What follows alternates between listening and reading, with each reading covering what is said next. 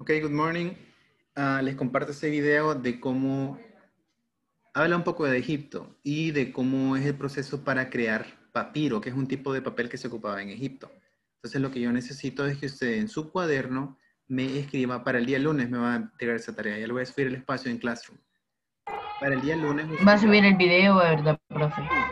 que usted me escriba en su cuaderno los pasos para crear papiro. Aquí los va a ver en este video.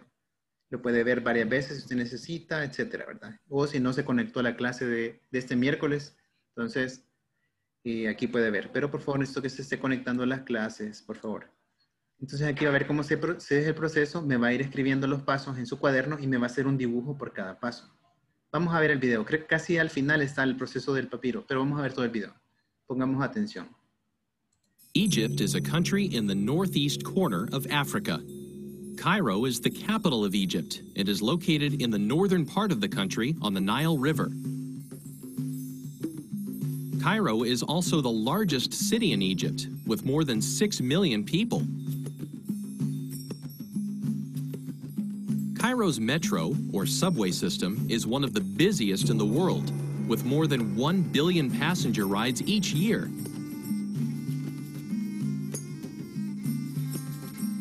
This is the Egyptian countryside. It looks very much like it did thousands of years ago, during the time of Egypt's pharaohs or kings. In ancient Egypt, these great pyramids were tombs or burial places for some of the ancient Egyptian pharaohs. These are the pyramids of Giza near Cairo. They're so big that you can see them from very far away. As you get closer, you begin to see their size, and they are big. Look at this man on his camel. He is in front of a pyramid. The blocks of stone behind him are bigger than he is. These big stones form the base of the pyramid. Some of the ancient Egyptian pyramids are the biggest structures ever built by humans. The Great Pyramid of Giza is the largest in Egypt. Its base is more than 13 acres in size. It's the only one of the 7 wonders of the ancient world that still exists today.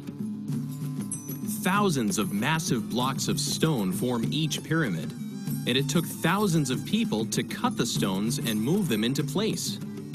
To build large structures like pyramids and temples, a very special type of math was used. It's called geometry. Some of the earliest documents show that geometry began, in part, with the ancient Egyptians. We still use geometric principles and formulas today. We often use computers to do the calculations. The ancient Egyptians did their calculations on papyrus, one of the earliest kinds of paper. The ancient Egyptians started to make paper around 3000 BCE. They used the papyrus plant, which still grows along the banks of the Nile River. Here are the steps the ancient Egyptians used to make paper. First, they cut the papyrus into strips.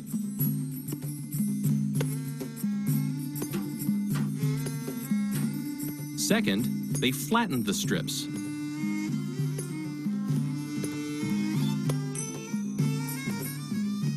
Third, they soaked the strips in water for 6 days.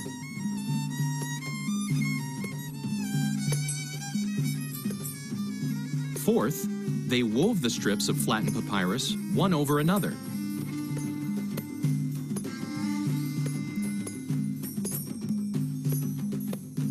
Finally, they dried the woven wet papyrus strips.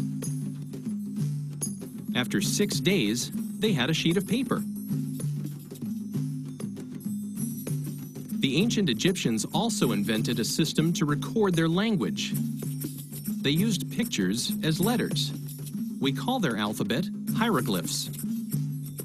This type of alphabet also influenced many of the alphabets of other civilizations.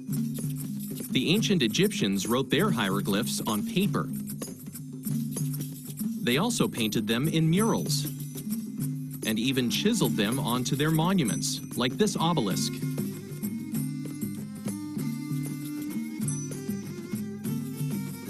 The next time you think of ancient Egypt and the pyramids, you can also remember some of the other amazing legacies that we have from this ancient civilization. Ok, ahí está el video entonces. Ahí se fijó, hay 6 pasos para crear papiro. Como le digo, los va a escribir en su cuaderno y va a hacer un dibujo por cada paso. Esa es la tarea que me va a entregar para lunes. Ok, hasta aquí dejo el video entonces de la tarea y voy a seguir con la clase.